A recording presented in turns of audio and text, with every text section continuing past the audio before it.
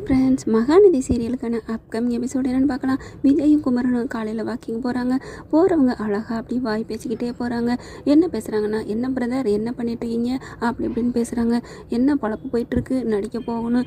ஆனால் மாதத்துக்கு 5 தடவை தான் வருது, 3000 தான் கிடைக்கிது. டைலரை விட இது கம்மியாக தான் கிடைக்கிது. வீட்டில் திட்டு வாங்கிட்டு தான் இருக்கேன் பிரதர் அப்படின்னு குமரன் சொல்ல, நீங்கள் இதே இல்லாமல் நீங்கள் வேறு இடத்துல ட்ரை பண்ணலாமே அப்படிங்கிறாங்க. எனக்கு கூச்சமாக இருக்குது பிரதர் அப்படிங்கிற. கூச்சப்பட்டாலாம் முன்னுக்கு வர முடியாது.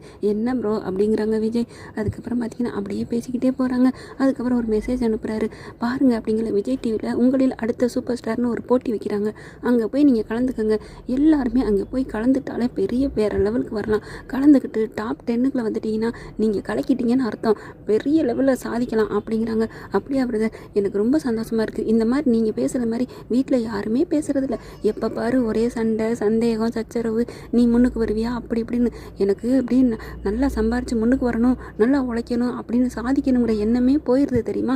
நீங்கள் பேசுகிற கேட்கல எனக்கு எவ்வளோ எனர்ஜெட்டிக்காக இருக்குது அப்படிங்கிற மாதிரி குமரன் பேச, கவலைப்படாதீங்க பிரதர், நீங்கள் முன்னுக்கு வருவீங்க அப்படின்னு விஜய் ஆறுதலாக சொல்கிறாரு. அதுக்கப்புறமா கடைசியாக கங்கா சொல்லி, தப்பு இல்லை பிரதர், அவங்களும் ஒரு ஃபைனான்ஸ் அளவுக்கு உங்களை நம்பி தானே அவங்க இருக்கிறாங்க, உங்களை சார்ந்து தானே இருக்கிறாங்க. நீங்கள் நல்லபடியாக சம்பாரித்து கொடுத்தா வீட்டில் இருக்கவங்கள ரொம்பவே நல்லபடியாக குடும்பம் நடத்த முடியும். அதனால தான் புருஷன் நல்லா வந்துட மாட்டானா அப்படின்னு ஒவ்வொரு பொண்ணும் நினைக்கிறாங்க. அதை பற்றி நீங்கள் எதுவும் நினைக்காதீங்க அப்படின்னு சொல்லிட்டு போகிறாங்க.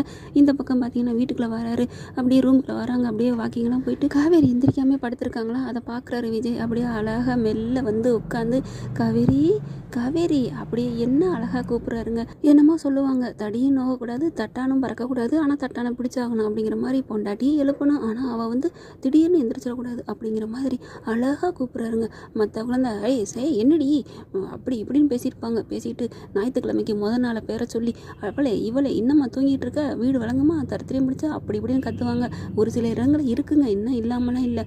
ஆனால் இவர் அழகாக அப்படி கூப்பிட்ற விதம். அப்படியே எந்திரிக்கிறாங்க. இன்னும் எந்திரிக்கலையாம்மா, அவன் ஒன்றும் இல்லைங்க, டயர்டாக இருக்குது அப்படிங்கிறாங்க காவேரி. அதுக்கப்புறம் என்னாச்சு, தலைவலிக்குதா அப்படிங்கிறாங்க. இல்லை பரவாயில்ல, இப்போ சரியாயிடுச்சு அப்படின்னு அப்படியே முகத்தை பார்க்காமலே கீழே குடிஞ்சிக்கிட்டே பேசுகிறாங்க காவேரி. பார்க்குறாரு. காவேரி நில்லு, என்னை பாரு, என்ன கண்ணு கொண்டு பாரு. என்ன நானும் அப்போ இருந்து பேசிகிட்டே இருக்கேன், அங்கிட்டு பார்க்குறேன் இங்கிட்டு பார்க்குறேன், எனக்கு கண் கொண்டு நேருக்கு நேராக பதில் சொல்ல, என்னை பாரு காவேரி அப்படிங்கல. மெல்லமாக அப்படி கண்ணை ஒசத்தி காவேரி விஜயை பார்க்குறாங்க. பார்த்துக்கிட்ட, என்னாச்சு காவேரி, உனக்கு என்ன, ஏன் இப்படி நேரத்துலேருந்து ஒரு மாதிரியாக இருக்க, நான் பாரு, நான் பழைய காவேரி நான் பார்க்கவே முடியல, நீ என்னண்டோன்னு இருக்க அப்படிங்கிறாங்க. அதெல்லாம் ஒன்றும் இல்லை அப்படிங்கிறாங்க. ஏன் ராகினி எதுவும் சொன்னாலா அப்படிங்கிறாரு. ஒன்றும் இல்லை அப்படிங்கிறாங்க.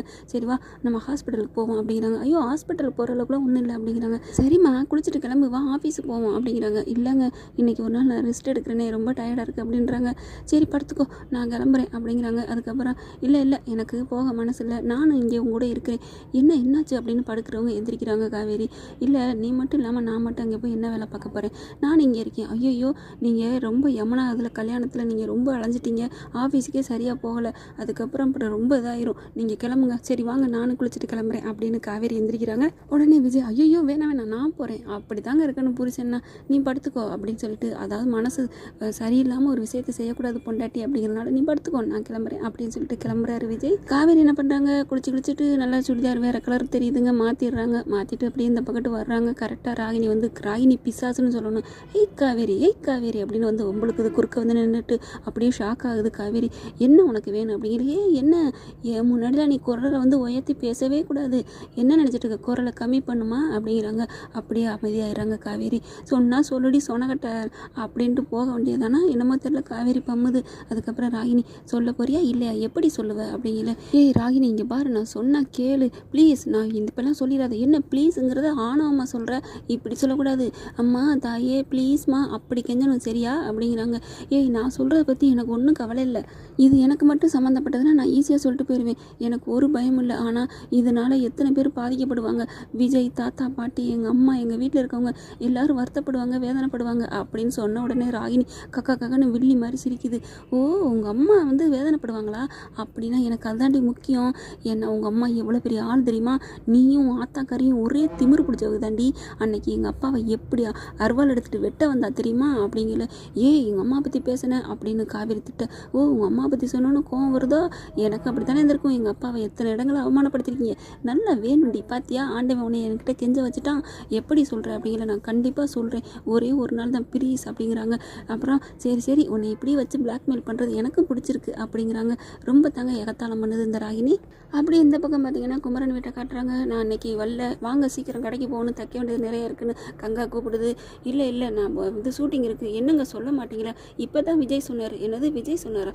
இல்லை விஜய் கூட வாக்கிங் போயில, எனக்கு வந்துச்சு கால் வந்துச்சு வாங்கன்னு சொல்லி அப்படிங்கிறாங்க குமரன். என்னங்க நீங்கள் மாற்றி பேசுகிறீங்க? அப்போ கடையில் வர கஸ்டமர்லாம் நம்ம திட்ட மாட்டாங்களா லேட்டானா அப்படிங்கிறாங்க கங்கா. ப்ளீஸ் கங்கா, ஏன் கங்கா இப்படி பேசுகிறீங்க? நான் போய் உழைக்க வேணாமா, நான் சாதிக்கணும் அப்படிங்கிறாரு. ஏன்னா குமரனுக்கு உண்மையிலே ஷூட்டிங்கில் இங்கே விஜய் டிக்கு போகணும் இல்லையா, அதனால தான் அவர் ரெடி ஆகுறாரு. உடனே சரி வா, நான் உன்னை கடையில் விட்டுட்டு போகிறேன் அப்படிங்கிறாங்க குமரன். வேணாம் நான் ஆட்டோ பிடிச்சி போய்க்கிறேன் அப்படின்னு கங்கா கோச்சுக்கிறாங்க. அடுத்து பார்த்தீங்கன்னா விஜய் டிவிக்கு குமரன் போயிடுறாங்க. அப்படி என்னது இவ்வளோ வரிசையாக நிற்கிது, எல்லாரும் கையில் என்ன பேப்பர் வச்சுருக்காங்க அப்படின்னு சொல்லிட்டு பேரெல்லாம் என்ட்ரி கொடுத்துட்டு குமரனும் அப்படியே கியூவில் நிற்கிறாங்க. அப்படியே அவருக்கு ஒரு பதட்டம் நடுக்கம் எல்லாமே தெரியுதுங்க. சாமானிய மனுஷன் எப்படி நடுங்குவாங்களோ அதை நல்லா தத்ரூபமாக படம் பிடிச்சு காமிச்சிருக்காங்க குமரன் கேரக்டரில். குமரனும் பக்காவை நடிச்சிருக்காருன்னு தான் சொல்லணும். பார்த்தீங்கன்னா நடுக்கத்தோடு இருக்காங்க. ஒரு வழியாக உள்ளுக்கவும் போயிடுறாங்க. உள்ளுக்க போனதுக்கப்புறம் பார்த்தீங்கன்னா குமரன்ட்ட கேள்வி கேட்குறாங்க. என்னப்பா உங்கள் பேர் என்ன ஒரு நேரம் கேட்குறாங்க. அதுக்கப்புறம் என்ன ஏதாவது நடிங்க அப்படிங்கிறாங்க. ஏதாவது நீங்கள் நடிக்க சொல்லுங்கள் சார், நான் நடிக்கிறேன் அப்படிங்கிறாங்க குமரன். என்னது நீங்கள் ப்ரிப்பேர்ட் ஆகி வரலையா? இல்லை சார், நீ என்ன சொன்னால் நான் நடிப்பேன் அப்படிங்கிறாங்க. இல்லையா நீ ஏதாவது நடி அப்படிங்கிறாங்க. அந்த 2 பேரும் சர்ச் இருந்துட்டு அதுக்கப்புறம் அவர் பார்க்குறாரு. இல்லைங்க இந்த வேலை தேடி அழைகிறாங்களே, வீட்டில் எல்லாரும் திட்டிகிட்டு இருக்காங்களே, அந்த டைலாக் பேசட்டா அப்படின்னு சொல்கிறாங்க. உடனே குமரன் சொன்னாங்க, பேசுங்க பரவாயில்ல, எது வேணாலும் நடிங்க அப்படிங்கிறாங்க. அதுக்கப்புறம் குமரனும் நடிக்க ஆரம்பிக்கிறாங்க. நான் என்ன வேலை வேணாம் நான் நினைக்கிறேன், வேலைக்கு தேடி போகிற இடத்துல இங்கிலீஷில் கேள்வி கேட்குறாங்க, தமிழில் கேட்டால் நான் டான்னு ஒரே இன்டர்வியூவில் நான் வேலை வாங்கிட்டு வந்திருப்பேன். இங்கிலீஷ் கேட்குற கேள்வியும் புரிய மாட்டேங்குது. நீங்கள் என்ன இங்கிலீஷ் மீடியத்தில் படிக்க வச்சுருந்துருக்கணும், தமிழ் மீடியத்தில் படிக்க வச்சு நான் என்ன பண்ண முடியும் அப்படின்னு குமரன் சொல்கிறாங்க. பார்த்தா அப்படியே 2 பேரும் சிரிக்கிறாங்க. நாங்கள் தமிழில் தானே அவங்ககிட்ட பேச சொன்னோம் அப்படிங்கிறாங்க.